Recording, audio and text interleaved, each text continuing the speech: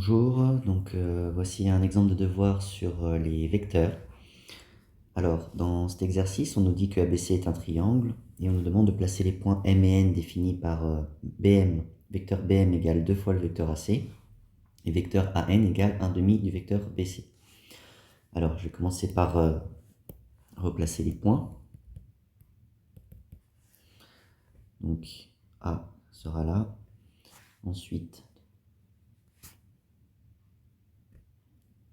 ici on a C.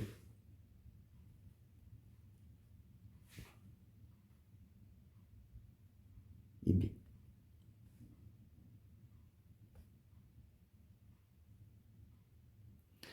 Alors, on sait que le vecteur BM, c'est 2 fois le vecteur AC.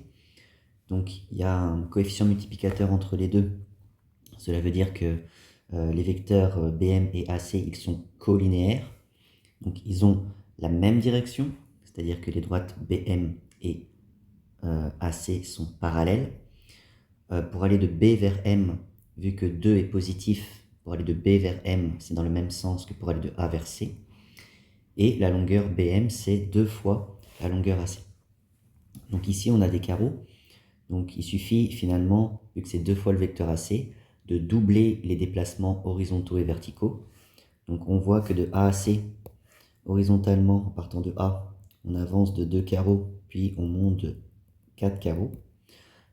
Donc je vais doubler ces déplacements, mais en partant cette fois-ci de B.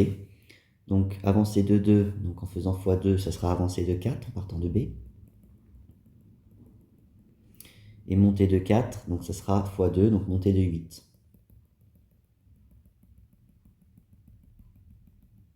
Donc 1, 2, 3, 4, 5, 6, 7, 8, je suis allé un petit peu trop loin.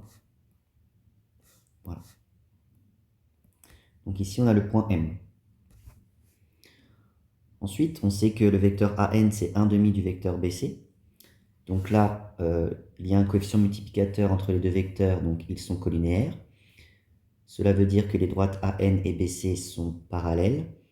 Le coefficient 1 demi est positif, donc pour aller de A vers N, c'est dans le même sens que pour aller de B vers C.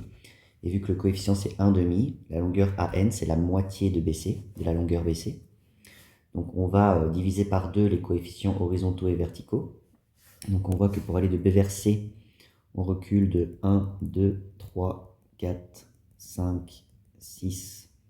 Et on monte de 1, 2, 3, 4, 5, 6. Donc je divise par 2 ces déplacements. Donc finalement, je vais reculer de 3 et je vais monter de 3. Mais en partant du point A, vu que j'ai le vecteur AN. Donc je recule de 3, je monte de 3.